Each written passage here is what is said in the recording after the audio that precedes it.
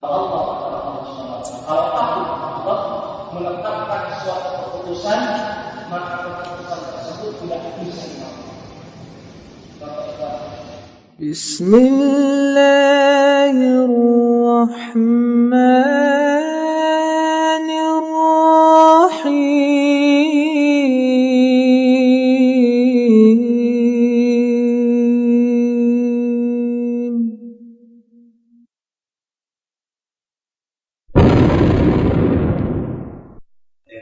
bisa mengikuti kajian ini secara langsung di Masjid Islam Center Masjid Jawa Menari, Jalan Profesor Abdul Karimana, Jalan Kampus Malang. Hadirin dan pendengar yang dirahmati Allah Subhanahu wa taala, mari kita simak kajian yang akan disampaikan oleh Ustaz, dan bagi Anda yang ingin nanti bisa diikuti acara menonton dan bagi pendengar juga bisa mengirimkan pertanyaan via singkat. Dan selanjutnya kami persilakan kepada Ustaz untuk menyampaikan materi kajian ini. Bismillahirrahmanirrahim. Assalamualaikum warahmatullahi wabarakatuh. Alhamdulillahilladzi arsala rasulahu bil huda wa dinil haqq liyudhhirahu 'ala dini kullihi wa kafa billahi shahida. Asyhadu an la ilaha illallah wa asyhadu anna Muhammadan 'abduhu wa rasuluh. Ballagha risalata wa adda al-amanata wa nasaha al-ummah wa jahada fi sabilillahi haqqa jihadihi hatta atahul yaqin sallallahu alaihi wa ala alihi wa sahbihi wa sallama tasliman katsira. Amma ba'd. Para hadirin dan para pendengar yang dimuliakan oleh Allah Subhanahu wa taala, di pertemuan yang lalu kita telah membahas tentang beberapa peristiwa penting setelah hijrahnya Rasulullah sallallahu alaihi wasallam. Apa yang dilakukan oleh Rasulullah sallallahu alaihi wasallam dalam membangun sebuah masyarakat madani, dalam membangun atau mengawali berdirinya sebuah negara Islam di Madinah An-Nabawiyah syarrafahallah. Dan pada kesempatan yang berbahagia ini biidznillah taala kita akan membahas tentang beberapa kegiatan militer dan politik yang dilakukan oleh Rasulullah sallallahu alaihi wasallam setelah keberadaan Rasulullah sallallahu alaihi wasallam dan para sahabatnya di Madinah relatif sudah mulai kondusif dan sudah mulai mustaqir, artinya sudah mulai nyaman, sudah mulai aman, di mana Rasulullah sallallahu alaihi wasallam sudah memastikan orang-orang Yahudi yang tinggal di Madinah masuk ke dalam piagam Madinah dan menandatangani nota kesepahaman dan kesepakatan dengan Rasulullah sallallahu alaihi wasallam. Maka kemudian dalam kondisi yang sangat tepat itu kemudian datanglah perintah dari Allah Subhanahu wa taala untuk mulai melakukan perang atau qital di jalan Allah Subhanahu wa taala. Sebagaimana kita ketahui bahwa awal mula diizinkannya Rasulullah sallallahu alaihi wasallam untuk berperang atau isyarat untuk perang di jalan Allah Subhanahu wa taala itu sendiri sebenarnya sudah ada dari sejak hijrahnya Rasulullah sallallahu alaihi wasallam. Sebagaimana hal itu diungkapkan oleh As-Siddiq radhiyallahu taala anhu yang diriwayatkan oleh Imam Ibnu Jarir At-Tabari rahimahullahu taala dengan sanadnya ke Abdullah ibn Abbas radhiyallahu anhuma, beliau mengatakan, "Lamma ukhrijan Nabi sallallahu alaihi wasallam min Makkah." Tatkala Rasulullah sallallahu alaihi wasallam keluar dari Mekah atau diusir dari Mekah, maka kemudian Abu Bakar As-Siddiq radhiyallahu taala anhu beliau mengatakan, "Akhraju nabiyahum." Orang-orang Quraisy mereka telah mengeluarkan nabi mereka, wa inna ilaihi raji'un, dan sesungguhnya kami hanya akan kembali kepada Allah Subhanahu wa taala. Kemudian Abu Bakar mengatakan, la yuhlikan, sungguh mereka itu akan binasa. Saat itu kemudian turun firman Allah Subhanahu wa taala di dalam surat Al-Hajj ayat yang ke-39. Dan ini adalah merupakan ayat pertama dalam Al-Quran yang mengizinkan kaum muslimin untuk berperang di jalan Allah Subhanahu wa ta'ala. Allah Subhanahu wa taala berfirman, "Udzina lil ladzina yuqatalun bi annahum zulimu wa innallaha ala nasrihim laqadir." Telah diizinkan bagi orang-orang yang diperangi dan mereka dalam keadaan terzalimi, sesungguhnya Allah Subhanahu wa taala untuk menolong mereka amat sangat kuasa. Maka saat itu kemudian Abu Bakar As-Siddiq radhiyallahu taala anhu, beliau mengatakan, fa'araftu annahu sayakunu qital. Dari fikih dan pemahaman Abu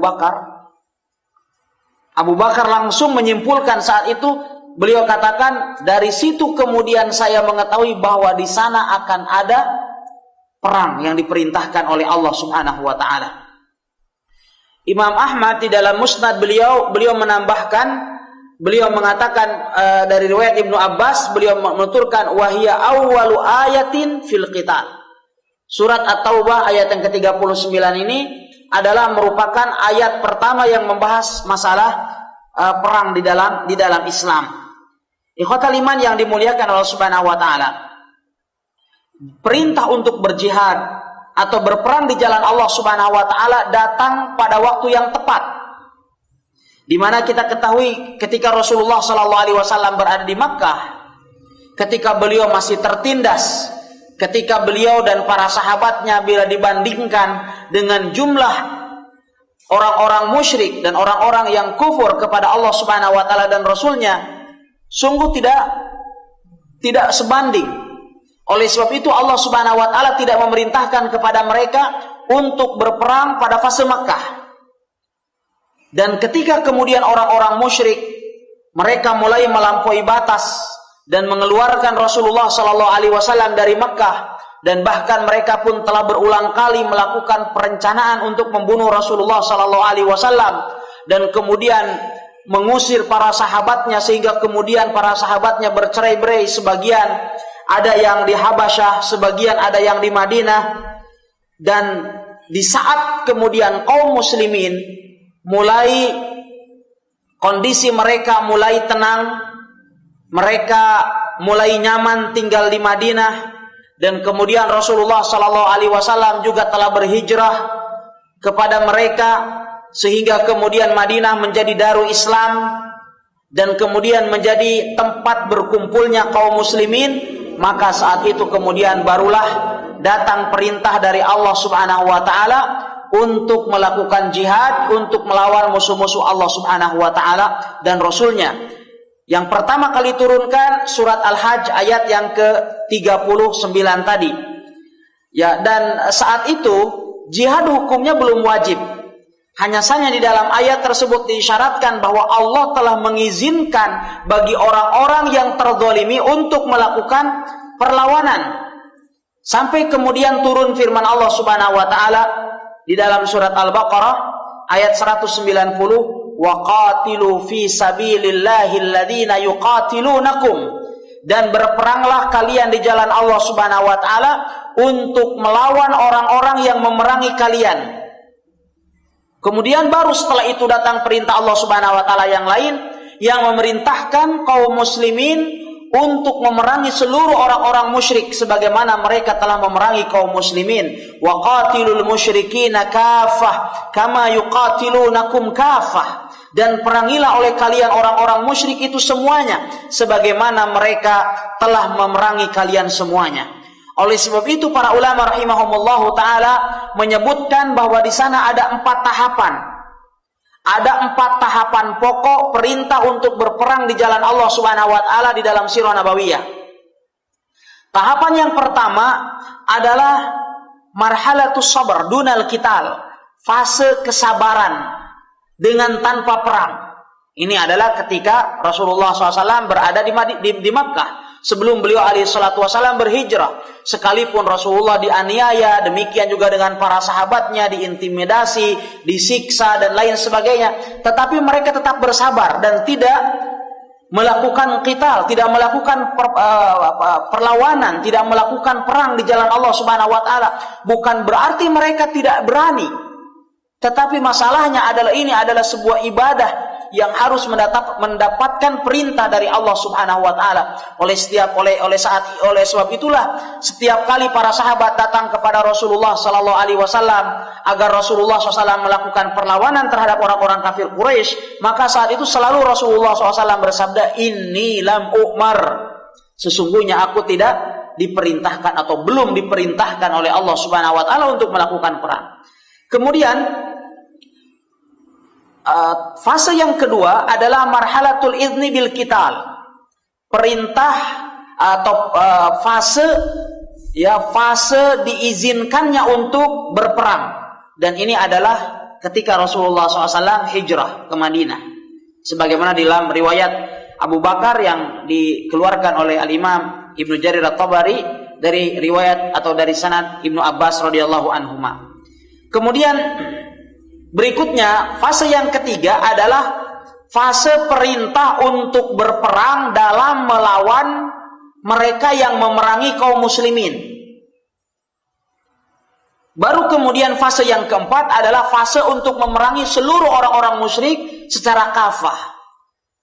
Dan fase-fase ini tentu adalah bagian daripada bentuk tadarruj di dalam mengamalkan syariat. Sebagaimana kita ketahui bahwasanya jihad adalah dirwatus sanamil Islam. Jihad adalah merupakan puncak amalan tertinggi.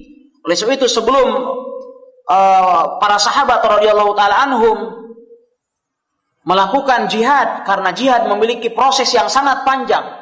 Ketika para sahabat sudah diizinkan untuk berperang dan disyaratkan bahwa di sana akan ada perang di jalan Allah Subhanahu wa taala, mereka kemudian langsung melakukan i'dad, melakukan beberapa persiapan untuk menghadapi musuh-musuh Allah Subhanahu wa taala.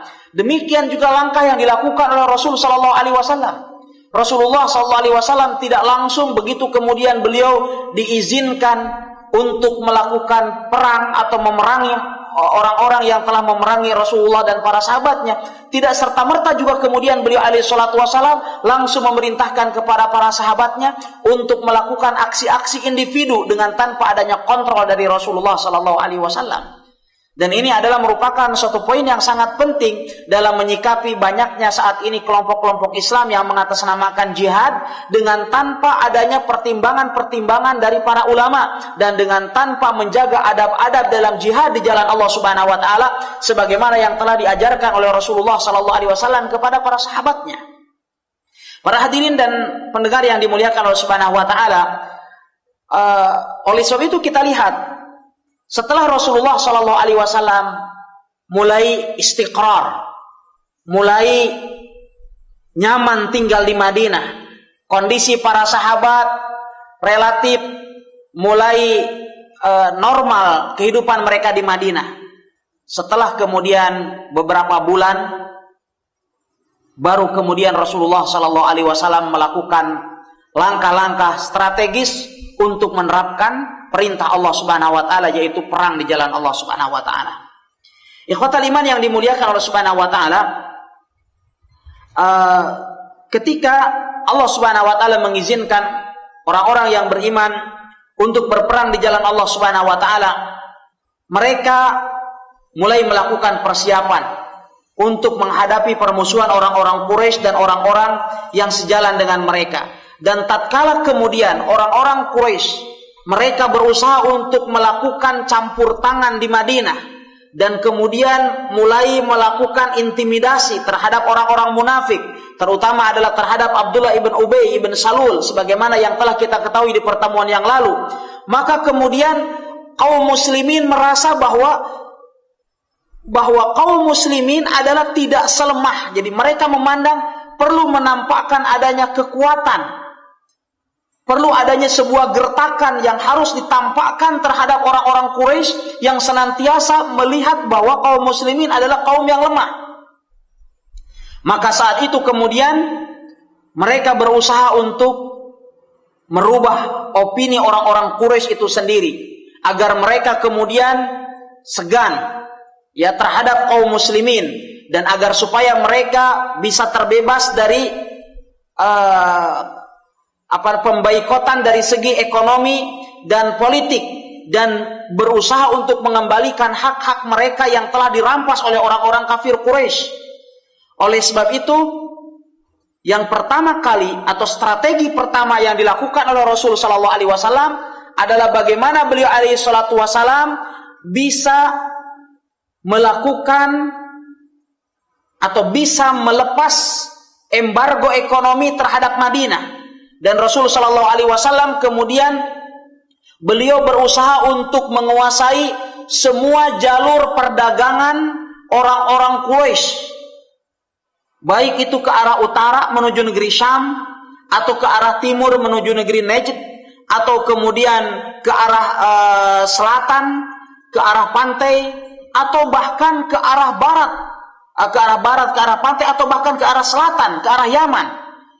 Jadi benar-benar Rasulullah SAW berusaha untuk mengepung dan mematikan pergerakan ekonomi Quraisy. Oleh sebab itu kemudian Rasulullah SAW beliau memiliki dua strategi yang sangat jitu. Yang pertama, beliau SAW mengirimkan saroya, mengirimkan beberapa ekspedisi, mengirimkan beberapa pasukan yang tujuan utamanya adalah untuk melakukan penyerangan terhadap kafilah-kafilah dagang Quraisy. Ya, dan saat ini apa yang dinamakan orang dengan melakukan teror terhadap ya ekonomi Quraisy. Kemudian yang kedua, strategi yang diambil oleh Rasul sallallahu alaihi wasallam adalah untuk menggagalkan segala bentuk kesepakatan dan perdamaian atau kontrak politik dan kontrak militer yang akan dilakukan oleh orang-orang kafir Quraisy terhadap setiap kabilah yang ada di sekitar Madinah. Sehingga dengan piagam Madinah yang diawali oleh Rasulullah SAW bersama dengan orang-orang Yahudi, kemudian dengan kabilah-kabilah yang lain yang tinggal di sekitar Madinah, ini dipastikan oleh Rasulullah SAW, mereka semua tidak memiliki hubungan bilateral dengan orang-orang kafir Quraisy. Oleh sebab itulah kemudian Rasulullah Shallallahu Alaihi Wasallam beliau langsung mengirimkan beberapa pasukan. Di antaranya adalah Sariyatu Sifil Bahr, ekspedisi Sifil Bahr, Sif atau Saiful Bahr. Kalau orang Indonesia banyak yang namanya Saiful Bahri. Ya, Saif itu artinya pedang. Bahar itu artinya laut. Jadi semoga tidak menjadi bajak laut ya. Nah, Siful Bahar ini adalah merupakan sebuah sariyah, dan sariyah pertama kali diutus oleh Rasulullah sallallahu alaihi wasallam. Rasulullah sallallahu alaihi wasallam saat itu mengirim 30 orang dari kalangan Muhajirin. Jadi sekaligus ini pun sesungguhnya adalah merupakan latihan. Ini pun adalah merupakan semacam latihan dan percobaan kaum muslimin bagaimana tata cara menghadapi musuh. Maka Rasulullah SAW mengutus 30 orang dari kalangan Muhajirin di bawah kepemimpinan Hamzah ibn Abdul Muttalib radhiyallahu ta'ala anhu. Saat itu tujuannya adalah untuk menghalau atau menghadang kafilah dagang Quraisy yang datang dari negeri Syam, yang saat itu dipimpin langsung oleh Abu Jahal dengan 300 pedagang Quraisy. Namun kemudian di saat kedua pasukan sudah berhadapan, dan ini luar biasa ini, para sahabat begitu dikirim oleh Rasulullah SAW langsung 30 melawan 300. Jadi sudah 1 banding 10. Ya. Ketika mereka berhadapan dan mereka siap untuk melakukan perang saat itu, kemudian datanglah Majdi ibn Amr al-Juhani. Majdi ibn Amr al-Juhani ini adalah dari Juhainah, salah seorang dari Bani Juhainah, kemudian berusaha untuk melerai kedua pasukan. Karena Majdi ibn Amr al-Juhani ini adalah telah melakukan perjanjian untuk tidak saling berperang bersama dengan kaum muslimin di Madinah, dan sebelumnya juga mereka telah melakukan perjanjian juga dengan orang-orang kafir Quraisy untuk tidak saling berperang juga, sehingga kemudian pada akhirnya mereka tidak melakukan pertempuran, tetapi minimal apa yang dilakukan oleh para sahabat Rasulullah SAW terhadap Abu Jahal dan kawan-kawan adalah sudah merupakan gertakan awal. Ya, sudah ada satu teror dan pesan yang disampaikan kepada mereka bahwa kaum muslimin tidak selemah apa yang mereka bayangkan. Dan itu kemudian terjadi pada bulan Ramadan 6 atau 7 bulan setelah hijrahnya Rasulullah Shallallahu Alaihi Wasallam. Ikhwatal iman yang dimuliakan oleh Allah Subhanahu Wa Taala. Kemudian yang lainnya, perang yang lain atau syariah, ekspedisi lain yang dikirim oleh Rasulullah Shallallahu Alaihi Wasallam adalah ekspedisi Sa'ad bin Abi Waqqas ke Al-Kharrar. Ya, Al-Kharrar itu adalah sebuah tempat yang sangat dekat dengan Juhfah atau saat ini dekat dengan Rabigh. Dan ini menunjukkan bahwasannya syariah yang diutus oleh Rasulullah SAW bukan hanya berjarak beberapa kilo dari Madinah atau puluhan kilometer. Kita ketahui bahwa jarak antara Rabigh dengan Madinah hanya tinggal puluhan kilometer lagi. Artinya para sahabat diutus oleh Rasulullah SAW sampai ke pintu gerbang Makkah. Yani Juhfa itu sendiri adalah merupakan miqat dari arah negeri Syam. Ya, yang saat ini barangkali hanya sekitar tinggal 100-an kilometer saja ke Madinah. Itu artinya para sahabat telah melewati 350 kilo lebih dari Madinah. Maka kemudian Rasulullah Sallallahu Alaihi Wasallam, beliau alaihi salatu wasallam berpesan kepada Sa'ad bin Abi Waqqas, "Ukhruj ya Sa'ad hatta tablughal Kharrar." Wahai Sa'ad, keluarlah kamu sampai kamu ke sebuah tempat yang bernama Al-Kharrar. Fa inna 'iran li Quraisyin satamurru bihi. Karena sesungguhnya kafilah dagang Quraisy mereka akan melewati tempat tersebut. Maka kemudian saat itu Sa'ad bin Abi Waqqas mengatakan, fa kharajtu fi 20 rajulan aw ahada wa 20 ala aqdamina. Maka saat itu kemudian beliau berjalan dengan 20 orang sahabat yang lain dengan berjalan kaki. Ini subhanallah, berjalan kaki 360 km. Ya. Jadi para sahabat memang dibiasakan hidup di atas khusyunah. Ya, hidup keras, hidup penuh dengan perjuangan. Ya. Kalau kita disuruh berjalan 350 km itu pun sudah kita anggap sebagai perang. Ya. Ikhwatal iman yang dimuliakan oleh Allah Subhanahu wa taala, sehingga kemudian Sa'ad bin Abi Waqqas mengatakan, "Nakmunun nahar wa nasiru bil lail." Maka kemudian di waktu siang kami bersembunyi, di waktu malam kami berjalan, sampai kemudian kami sampai ke tempat yang telah disebutkan oleh Rasulullah sallallahu alaihi wasallam, "Fanajidul 'ir qad marrat bil ams." Namun ternyata kemudian mereka terlambat. Kafilah dagang Quraisy ini telah lewat ke tempat tersebut sehari sebelumnya. Sehingga Sa'ad bin Abi Waqqas beliau mengatakan, ya waqad kana Nabi sallallahu alaihi wasallam ahida ilayya alla ujawizul Kharrar. Sayang sekali Rasulullah sallallahu alaihi wasallam, beliau telah berpesan dan berwasiat kepadaku untuk tidak melewati Al-Kharrar. Andaikan Rasulullah sallallahu alaihi wasallam mengizinkanku untuk melewati Al-Kharrar, sungguh akan aku kejar mereka sampai aku mendapatkan mereka. Ikhwatal iman yang dimuliakan oleh Allah Subhanahu wa taala. Ya, dan ini juga adalah terjadi setelah 9 bulan dari hijrahnya Rasulullah sallallahu alaihi wasallam pada bulan Zulqa'dah. Jadi subhanallah, berarti hampir setiap bulan ada kegiatan yang namanya jihad di jalan Allah Subhanahu wa taala. Ya. Kemudian berikutnya ada pertempuran lain atau syariah yang lain yang diutus oleh Rasul sallallahu alaihi wasallam. Bahkan ini adalah merupakan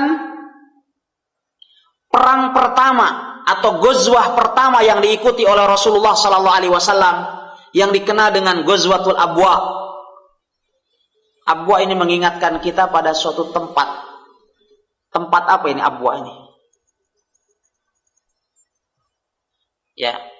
Abwa adalah tempat meninggalnya dan tempat kuburan dari ibunda Rasulullah sallallahu alaihi wasallam Aminah.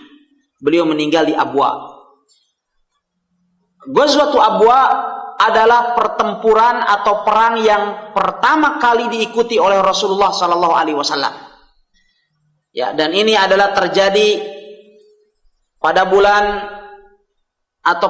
Safar, di awal bulan ke-11 dari hijrahnya Rasulullah sallallahu alaihi wasallam, sebagaimana disebutkan oleh Al-Imam Al-Waqidi dan disebutkan di dalam Tabaqat Ibnu Sa'ad, adalah di bulan yang ke-12. Saat itu juga Rasulullah sallallahu alaihi wasallam datang bersama dengan para sahabatnya. Tujuannya adalah untuk menghadang kafilah dagang Quraisy. Namun kemudian saat Rasulullah sallallahu alaihi wasallam beliau sampai ke Abwa, saat itu beliau alaihi salatu wasallam sampai ke perkampungan Bani Dhamrah. Dan di sana kemudian Rasulullah sallallahu alaihi wasallam ternyata tidak bertemu dengan kafilah dagang Quraisy. Namun Rasulullah sallallahu alaihi wasallam saat itu kemudian beliau melakukan perjanjian damai dan membuat sebuah kesepakatan dengan Bani Dhamrah agar mereka tidak menolong seorang pun juga yang hendak menyerang kaum muslimin. Dan saat itu kemudian Rasulullah sallallahu alaihi wasallam menulis sebuah perjanjian untuk pemimpin mereka Mahsyi bin Amr ad-Dhamari, dan ini adalah merupakan pertempuran atau merupakan aktivitas militer yang pertama kali langsung diikuti oleh Rasulullah sallallahu alaihi wasallam. Kemudian berikutnya yang keempat dari syariah atau aktivitas militer yang dilakukan oleh Rasulullah SAW dan para sahabatnya setelah Rasulullah SAW berhijrah adalah syariah Ubaidah ibnul Harith. Rasulullah SAW mengutus 60 orang sahabatnya bersama dengan Ubaidah ibnul Harith ke kota Rabiq, dekat dari Juhfah. Ya. Saat itu kemudian mereka berjumpa dengan satu kelompok dagang yang cukup besar dari kalangan orang-orang Quraisy yang dipimpin oleh Abu Sufyan dan Ikrimah ibn Abi Jahal. Mereka saat itu berada di sebuah genangan air yang tidak jauh dari Khum, sebuah tempat yang sangat terkenal di kalangan Syiah. Dan saat itu kemudian mereka sempat melakukan kontak senjata, sehingga saat itu kemudian Sa'ad bin Abi Waqqas radhiyallahu taala anhu, beliau terluka dengan sebuah panah yang mengenai dirinya, dan itu adalah merupakan panah pertama yang melukai kaum muslimin, atau dengan kata lain adalah awwalu sahmin fil Islam. Jadi panah pertama yang melukai kaum muslimin di dalam Islam itu adalah mengenai siapa? Sa'ad bin Abi Waqqas radhiyallahu taala an. Namun kemudian saat itu mereka pun lari, dan demikian juga yang berhasil dilakukan oleh kaum muslimin, bahwa kaum muslimin telah berhasil menyelamatkan 2 orang dari kalangan kaum muslimin yang berada di tengah-tengah orang-orang kafir Quraisy atau yang melakukan penyelundupan ya terhadap orang atau di tengah orang-orang kafir Quraisy, yaitu Al-Miqdad ibn Amr dan Utbah ibn Ghazwan ibn Jabir Al-Mazini, yang keluar untuk melakukan penyusupan terhadap orang-orang musyrik Quraisy. namun kemudian belakangan mereka diketahui dan kemudian mereka bisa meloloskan diri dan kemudian bergabung kepada pasukan Ubaidah ibnul Harits, dan ini adalah merupakan hasil terbesar yang diperoleh oleh kaum muslimin pada pertempuran tersebut.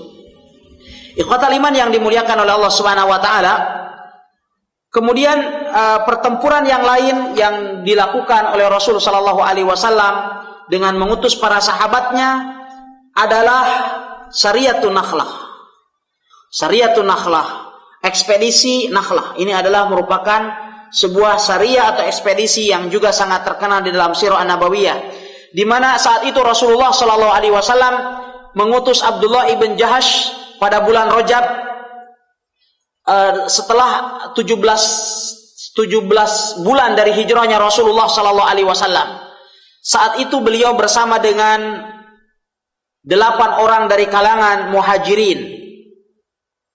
Dan ketika Rasulullah sallallahu alaihi wasallam mengutus Abdullah ibn Jahash, beliau menulis sebuah surat dan beliau memberikannya kepada Abdullah ibn Jahash agar mereka berjalan terus dan tidak membuka surat tersebut kecuali setelah 2 hari perjalanan.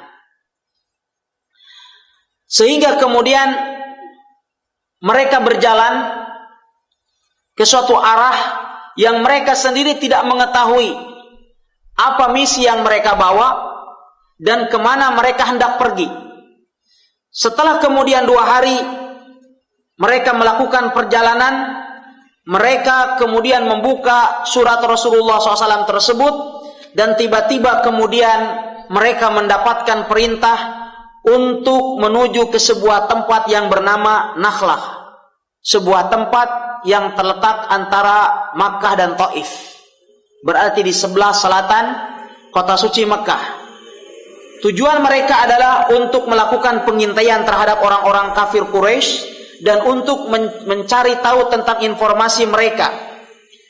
Dan saat itu Abdullah ibn Jahash di dalam wasiat itu diperintahkan oleh Rasul sallallahu alaihi wasallam agar tidak memaksa seorang pun dari kalangan sahabat yang bersamanya, karena misinya adalah sangat berbahaya. Ini adalah berarti seakan-akan dia harus melewati atau menembus dulu kawasan Makkah, atau minimal melewati garis padan Makkah Al-Mukarramah. Namun kemudian seluruh sahabat Rasul sallallahu alaihi wasallam yang bersama dengan Abdullah ibn Jahash saat itu kemudian semua dari mereka sepakat untuk berjalan bersama, sampailah kemudian mereka di sebuah tempat yang bernama Nakhlah, yang bernama Nakhlah. Ketika mereka sampai di Nakhlah, tiba-tiba kemudian mereka melihat ada kafilah dagang Quraisy yang dipimpin oleh Ibnul Hadrami dan Utsman ibn Abdullah ibnul Mughirah dan saudaranya Naufal dan Al-Hakam ibn Kaisan maula dari Hisham ibnul Mughirah. Para sahabat ketika melihat kafilah dagang Quraisy ini, mereka mulai berunding. Ada beberapa kali ekspedisi mereka selalu lolos. Ini mereka tidak diperintahkan untuk berperang, tetapi kemudian ada kafilah dagang Quraisy yang lewat. Seakan mereka mengatakan ini adalah merupakan kesempatan. Ya, dan kita ketahui bahwa salah satu misi Rasul sallallahu alaihi wasallam adalah untuk melakukan penjegalan terhadap kafilah-kafilah dagang Quraisy.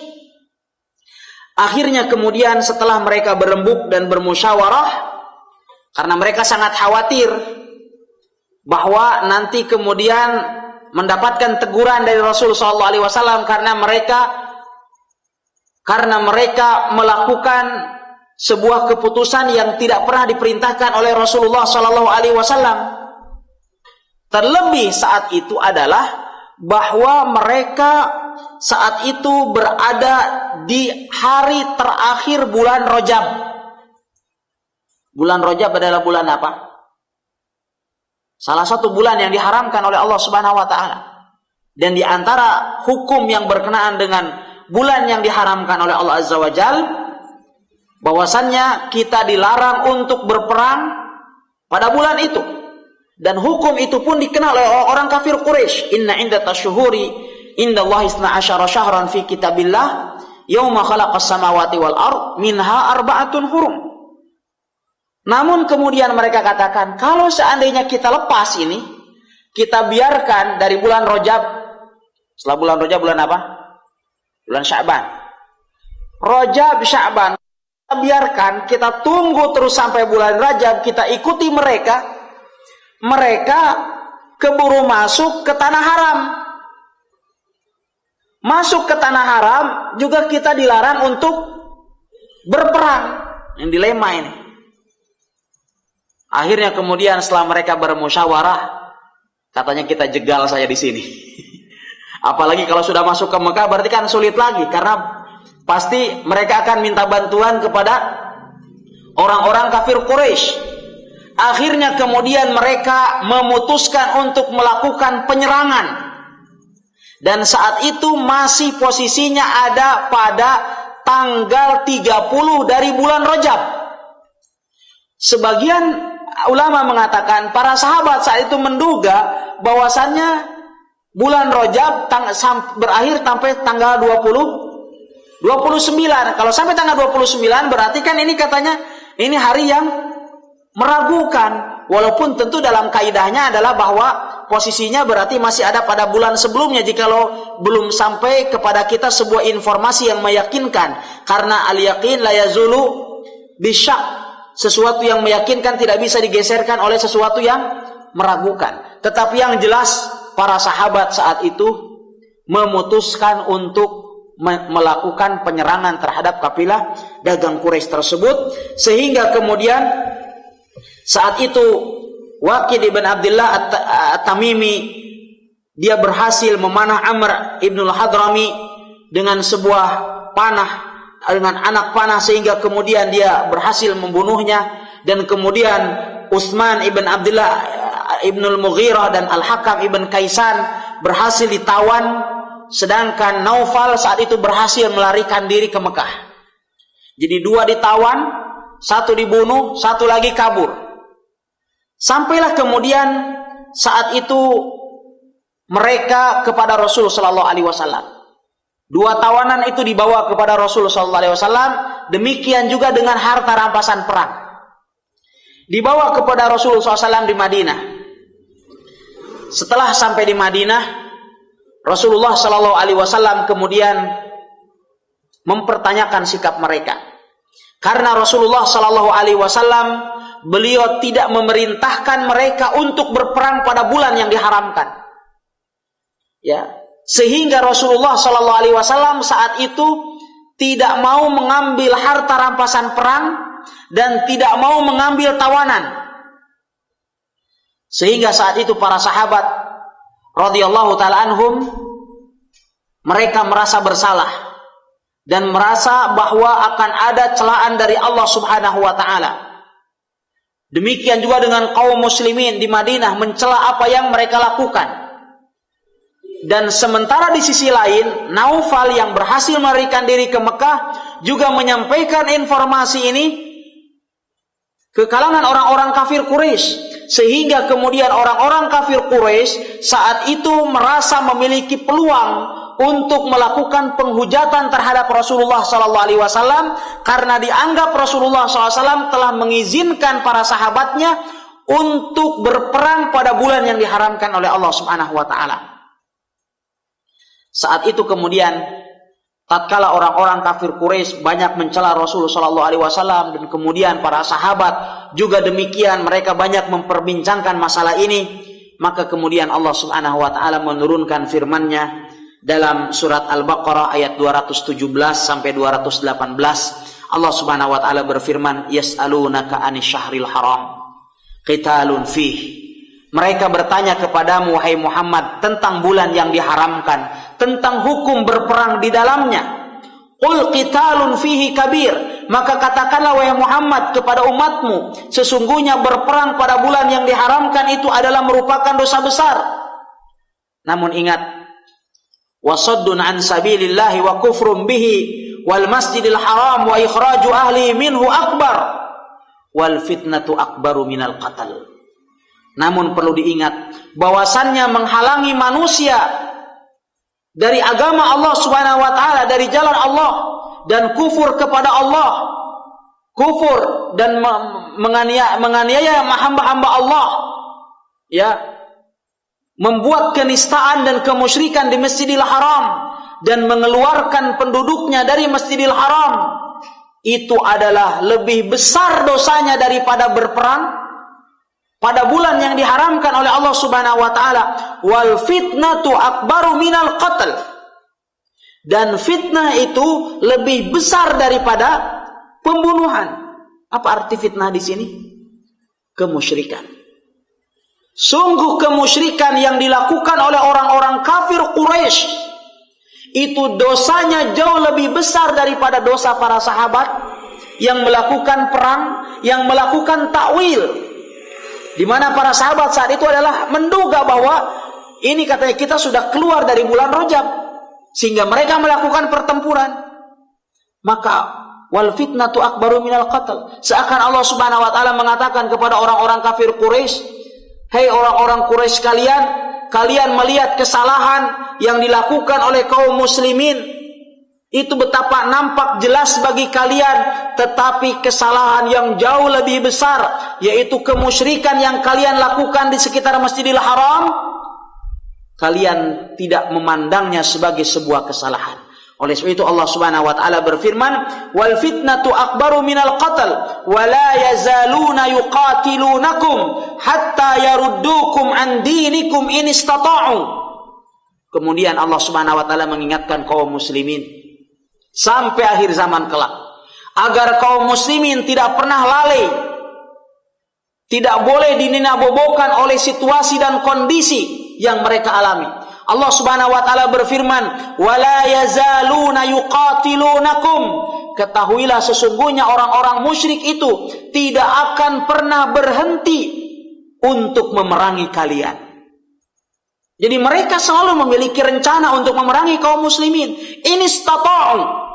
Allah Subhanahu wa taala berfirman, inistata'u, dengan seoptimal kemampuan mereka.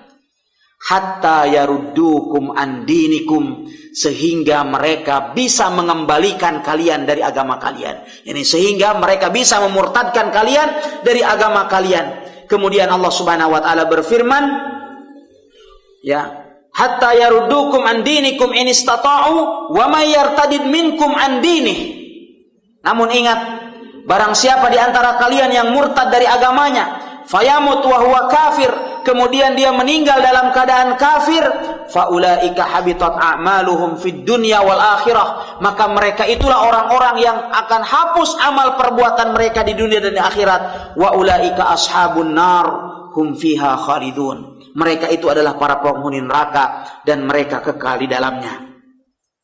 Ikhwatal iman yang dimuliakan Allah Subhanahu wa taala, sehingga dengan turunnya surat Al-Baqarah ayat 217 ini adalah melapangkan hati kaum muslimin saat itu. Kaum muslimin yang sudah khawatir akan datangnya murka Allah Subhanahu wa taala akibat kesalahan yang dilakukan oleh sebagian mereka, kemudian kekhawatiran itu hilang. Mereka kemudian saat itu menawan dua orang tawanan yang dibawa oleh beberapa orang sahabat tadi dari Wadi Nakhlah.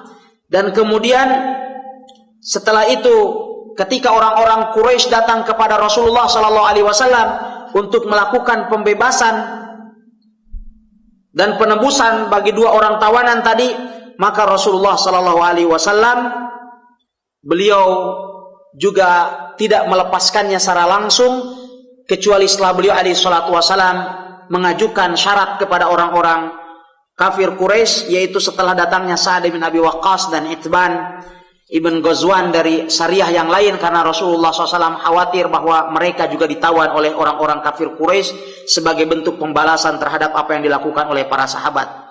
Ikhwatal iman yang dimuliakan oleh Allah Subhanahu wa taala,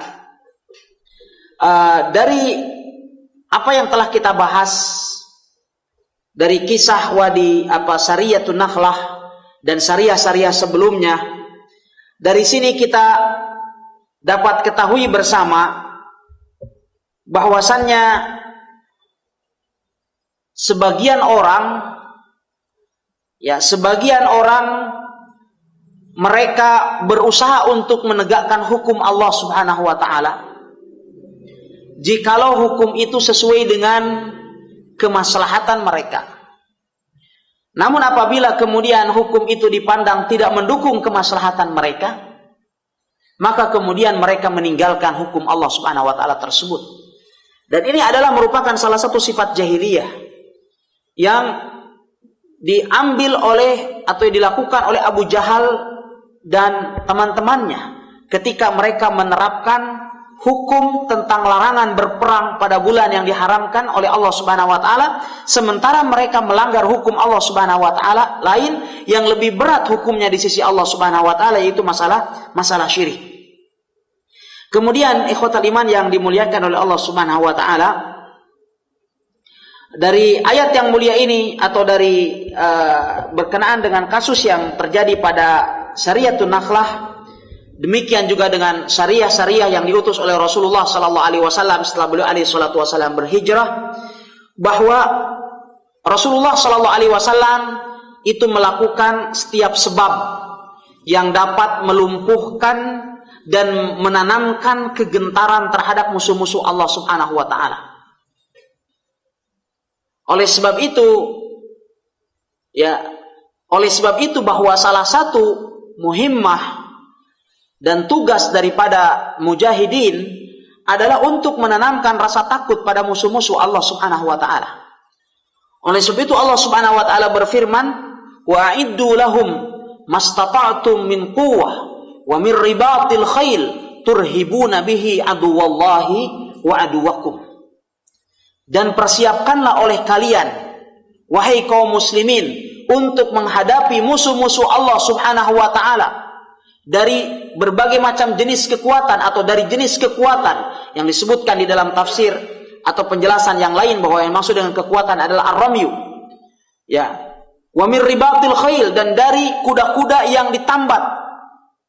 Turhibuna bihi aduwallahi wa aduwakum, yang dengan kekuatan itu dan kuda-kuda yang ditambatkan itu kalian dapat menteror musuh-musuh Allah Subhanahu wa taala. Kalau orang mengatakan bahwasanya kaum muslimin adalah ummah irhabiyah, kalau seandainya musuh-musuh Allah Subhanahu wa taala mengatakan bahwa kaum muslimin itu adalah ummah irhabiyah, maka kita katakan, ya, kita adalah ummah irhabiyah jikalau seandainya irhabiyah yang dimaksud dan irhabiyah yang sesuai dengan petunjuk Rasul sallallahu alaihi wasallam. Ya, kita mesti menggentarkan musuh-musuh Allah Subhanahu wa taala. Oleh sebab itu Rasul sallallahu alaihi wasallam, beliau alaihi salatu wasallam mengirim berbagai macam sariyah. Ketika beliau alaihi salatu wasallam setelah beliau berdomisili di Madinah, dan tujuan utama daripada jihad di jalan Allah Subhanahu wa taala adalah bukan melakukan perampokan. Kalau seandainya kita lihat dari sariyah yang diutus oleh Rasulullah SAW ke berbagai macam pelosok jazirah Arab dalam fase ini, umumnya adalah untuk mengambil harta rampasan dari kafilah dagang Quraisy. Memang seperti itu. Mengapa demikian? Karena orang-orang kafir Quraisy, mereka telah merampas harta kaum muslimin yang jauh lebih banyak di Makkah. Yani kaum muslimin ketika mereka berhijrah ke Madinah, harta benda mereka, rumah mereka, perdagangan mereka, semuanya telah dirampas oleh orang-orang kafir Quraisy. Oleh sebab itu tatkala Rasulullah sallallahu alaihi wasallam berusaha untuk menghadang kafilah-kafilah dagang Quraisy, sesungguhnya adalah merupakan upaya untuk mengembalikan harta benda kaum muslimin yang telah dirampas oleh mereka. Dan karena status orang-orang kafir Quraisy saat itu adalah mereka orang-orang kafir harbi, sebagaimana kita ketahui juga tentang klasifikasi daripada orang-orang yang tidak beriman kepada Allah Subhanahu wa taala, dan masing-masing mengambil hukum yang berbeda. Di sana ada kafir ahlu dhimmah, di sana ada namanya muahid, di sana ada namanya musta'min, di sana ada yang dinamakan dengan harbi atau kafir harbi.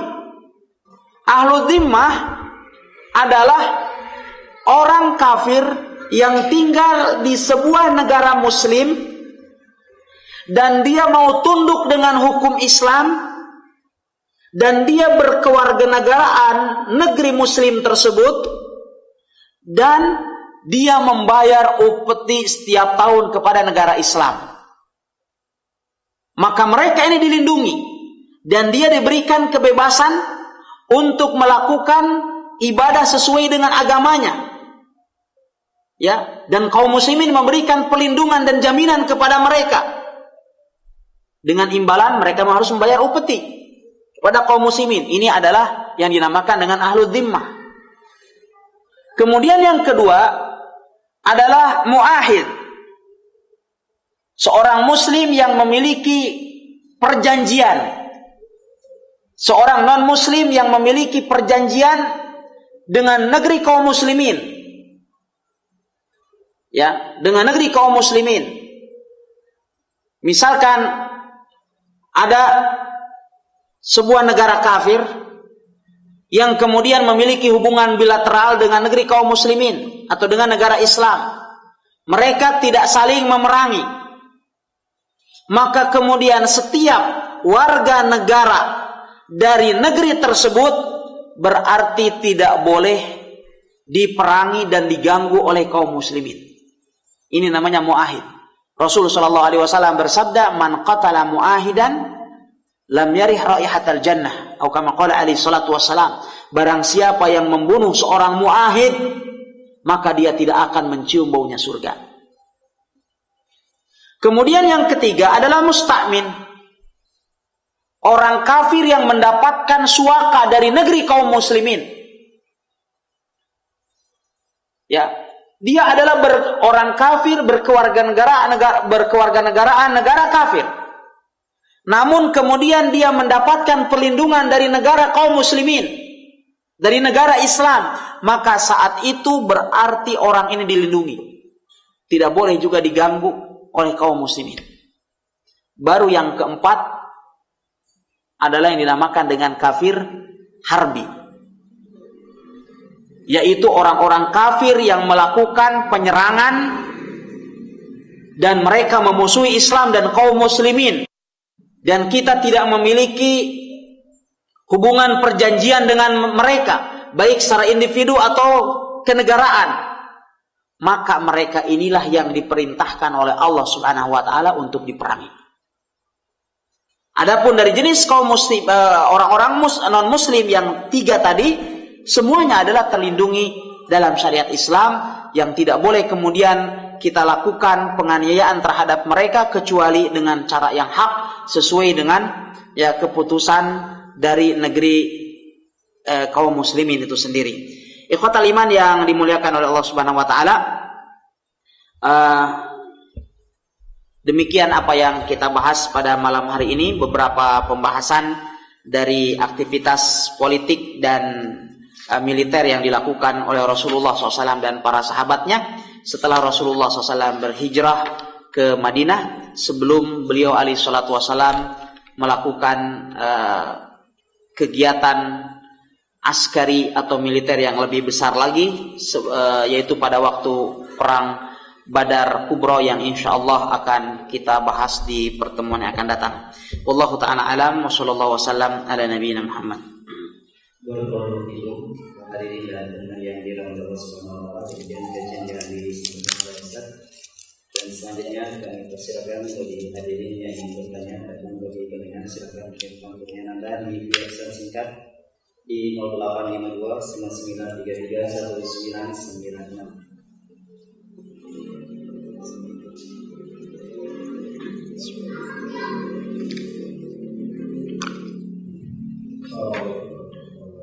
Assalamualaikum warahmatullahi wabarakatuh.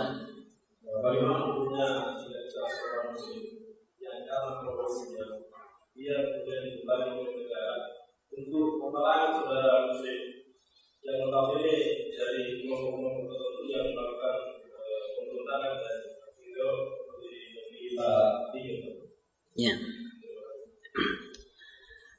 Alhamdulillah wassalatu wassalam ala Rasulillah wa ala alihi wa sahbihi wa mawalah.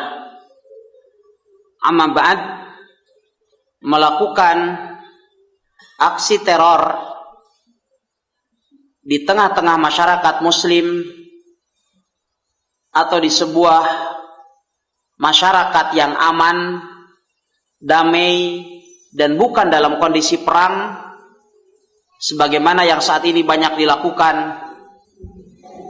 oleh sebagian kecil dari kaum muslimin, yang kemudian itu adalah mencemarkan sum'ah dan nama baik Islam, tentu adalah merupakan sebuah jarimah, sebuah kriminal yang tidak diizinkan oleh Allah Subhanahu wa taala dan Rasulnya. Karena sebagaimana kita ketahui bahwa yang dilakukan oleh Rasulullah sallallahu alaihi wasallam dalam dakwah beliau, terutama di saat kaum muslimin belum memiliki kekuatan yang sepadan dengan kekuatan kafir, ketika Rasulullah sallallahu alaihi wasallam di Makkah saja, beliau alaihi salatu wasallam tidak pernah memerintahkan kepada salah seorang sahabat misalnya untuk membakar rumah Abu Jahal, atau melempar rumah Abu Lahab, atau melakukan aksi-aksi teror. Dan ini menunjukkan bahwa kebanyakan dari aksi teror yang saat ini dilakukan terutama adalah di negeri-negeri kaum muslimin yang dalam kondisi aman dan damai, disepakati oleh para ulama rahimahumullah ta'ala tentang keharamannya. Oleh sebab itu kemudian menindak aksi seperti itu berarti adalah merupakan bagian daripada jenis amar ma'ruf dan nahi munkar. Ya, hanya saja tentu bahwa amar ma'ruf dan nahi munkar juga tidak diperbolehkan untuk dilakukan oleh seorang muslim dengan cara yang melampaui batas. Tidak boleh melakukan nahi munkar yang dapat menimbulkan kemunkaran yang lebih besar. Sebagaimana kita ketahui dalam kaidah-kaidah amar ma'ruf dan nahi munkar, bahwa melakukan nahi munkar atau pencegahan terhadap kemunkaran dengan tangan dan dengan lisan kita boleh dilakukan manakala hal itu dapat menghilangkan atau mengurangi kemunkaran itu sendiri. Namun jikalau nahi munkar tersebut dapat mengakibatkan kepada kemunkaran yang lebih besar, maka haram untuk dilakukan. Oleh sebab itu Allah Subhanahu wa taala berfirman, "Wala tasubbul ladina yad'una min dunillahi fayasubbullaha 'adwan bighairi ilm." Dan janganlah kamu mencela orang-orang yang beribadah kepada selain Allah Subhanahu wa taala, karena mereka akan mencela Allah Subhanahu wa taala dengan tanpa ilmu, artinya akan menimbulkan kemadaratan yang lebih besar. Nah, demikian juga saat ini, bahwa terkadang sikap atau nahi munkar yang dilakukan terhadap mereka yang melakukan aksi itu pun kemudian menimbulkan aksi terorisme yang lebih besar lagi. Sehingga kemudian timbullah balas dendam dari kelompok tersebut yang kemudian menimbulkan aksi-aksi di tempat-tempat lain sebagaimana yang kita saksikan saat ini. Maka oleh sebab itu penanganan terorisme saat ini di negeri-negeri kaum muslimin tentu adalah merupakan sesuatu yang wajib untuk dilakukan oleh setiap pemerintah muslim. Tetapi ya, langkah yang harus dilakukan adalah dengan langkah yang bijak, yang tidak dapat menimbulkan atau memancing aksi terorisme yang lebih besar daripada apa yang telah dilakukan. Dan manakala kemudian kita juga kemudian ditugaskan untuk menangani kasus-kasus seperti itu, sekalipun itu adalah dilakukan oleh kaum muslimin sendiri, maka berarti itu pun adalah bagian daripada bentuk nahi munkar itu sendiri. Wallahu ta'ala a'lam.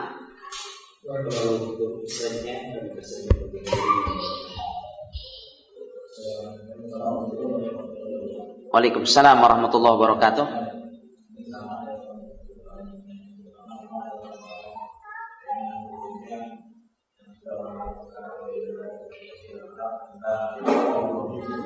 Ya.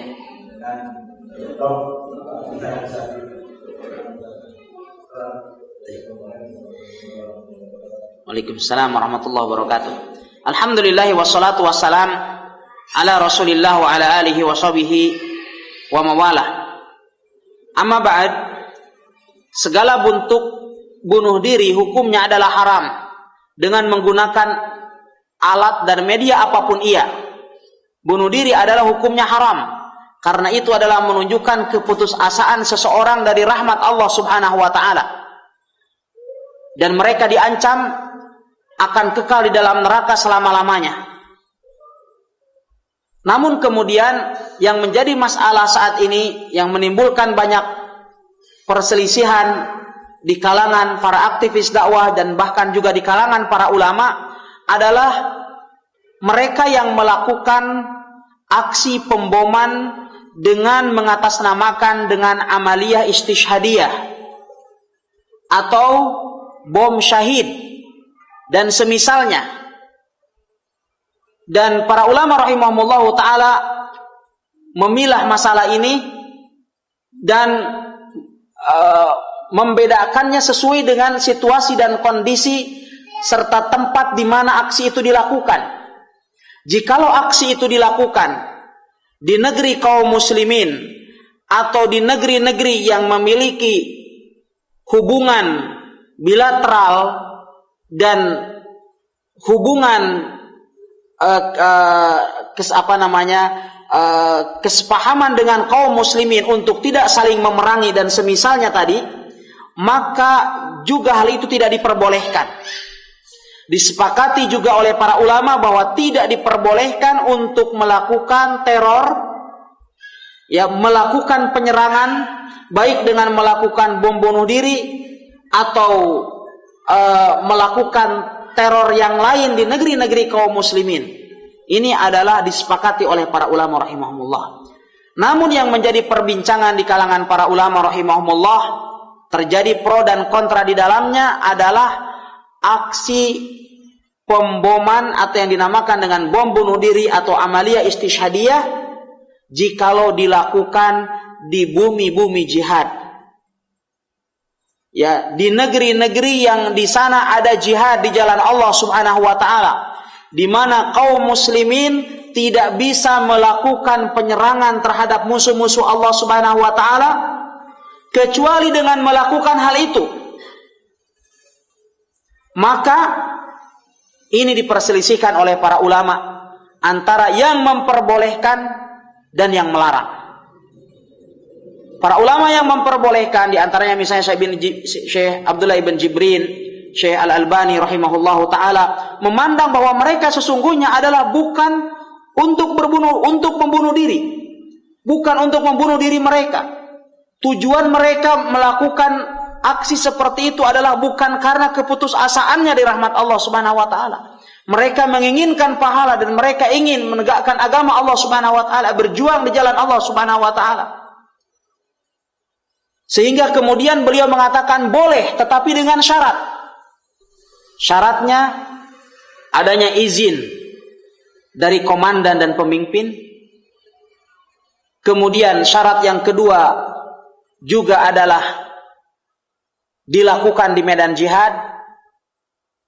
Syarat yang ketiga, setelah melakukan pertimbangan bahwasannya kemaslahatannya jauh lebih besar daripada kerugian yang akan diderita.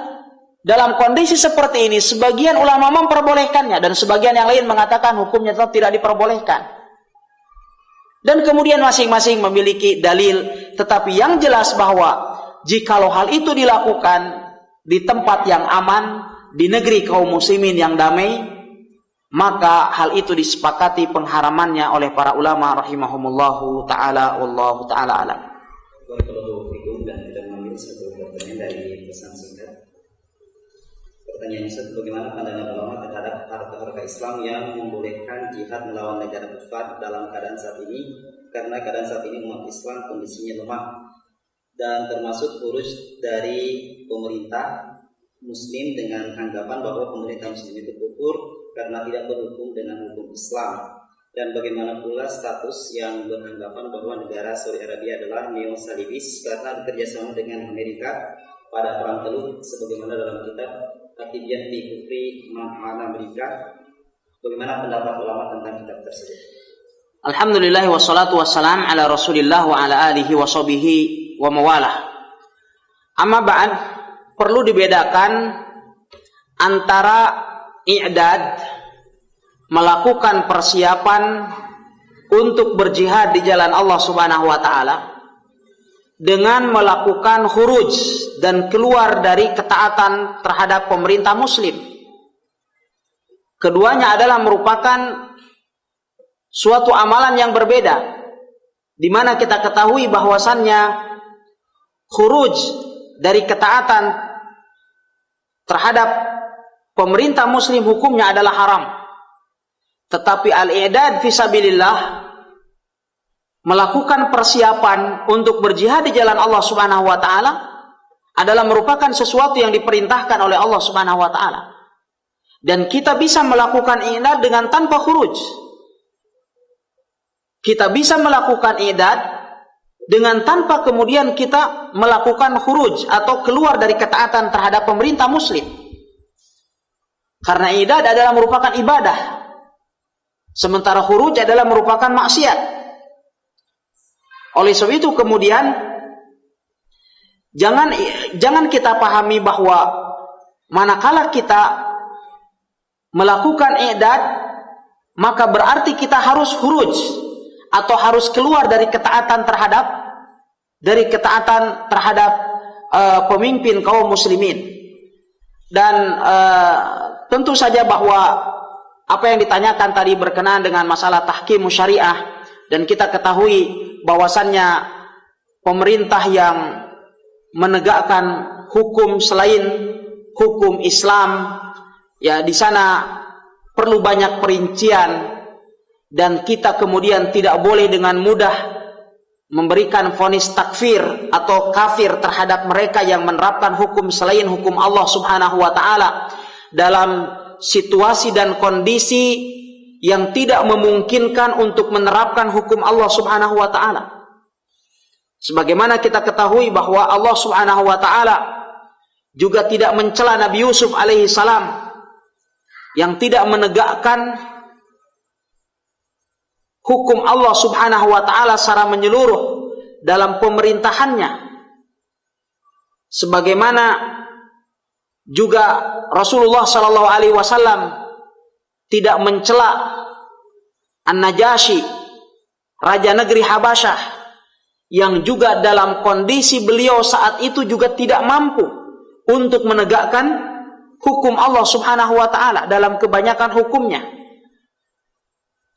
Oleh sebab itu kemudian hendaklah kembali kepada fatwa para ulama, sehingga kemudian kita tidak mudah disesatkan oleh kelompok-kelompok penyimpang. Khususnya saat ini kita banyak melihat banyaknya kelompok-kelompok yang membawa fikrah takfir atau pemahaman pengkafiran terhadap kaum muslimin, sehingga kemudian mereka dengan sangat mudah hanya melihat zahir dari nas ayat syi Al-Quran atau salah satu ayat syi Al-Quran, kemudian mereka mengatakan bahwa berarti si fulan dan si alan itu adalah kafir, keluar dari agama Allah Subhanahu wa taala. Dan bahkan mereka juga adalah tidak segan juga untuk mengkafirkan sebuah negara yang telah memproklamirkan bahwa mereka menegakkan hukum Allah Subhanahu wa taala, walaupun tentu saja bahwa tidak ada saat ini sebuah negara yang sempurna, sebuah negara yang misali, artinya sebuah negara yang ideal untuk kita katakan dia menerapkan hukum Islam secara kafah. Tetapi tentu bahwa semakin sebuah negara itu adalah berusaha untuk menegakkan hukum Allah Subhanahu wa taala, apalagi jikalau negara tersebut telah memproklamirkan bahwa mereka adalah menegakkan hukum Allah Subhanahu wa taala, maka harus kita support. Dan tidak lantas kemudian karena menjalin sebuah kerjasama dengan negara kafir, kemudian lantas negara tersebut kita kafirkan. Karena sebagaimana kita ketahui bahwasannya meminta bantuan kepada kekuatan kafir di saat peperangan juga memiliki landasan hukum di dalam syariat Islam. Sebagaimana Rasulullah Shallallahu Alaihi Wasallam akan kita ketahui, ya, walaupun pada perang Badar Rasulullah Shallallahu Alaihi Wasallam misalnya adalah menolak untuk bekerja sama dengan orang-orang lain yang berada di luar Islam, tetapi dalam pertempuran yang lain seperti pada waktu perang Hunain misalnya, Rasulullah Shallallahu Alaihi Wasallam juga adalah melibatkan sebagian dari orang-orang yang belum masuk ke dalam agama Allah Subhanahu Wa Taala.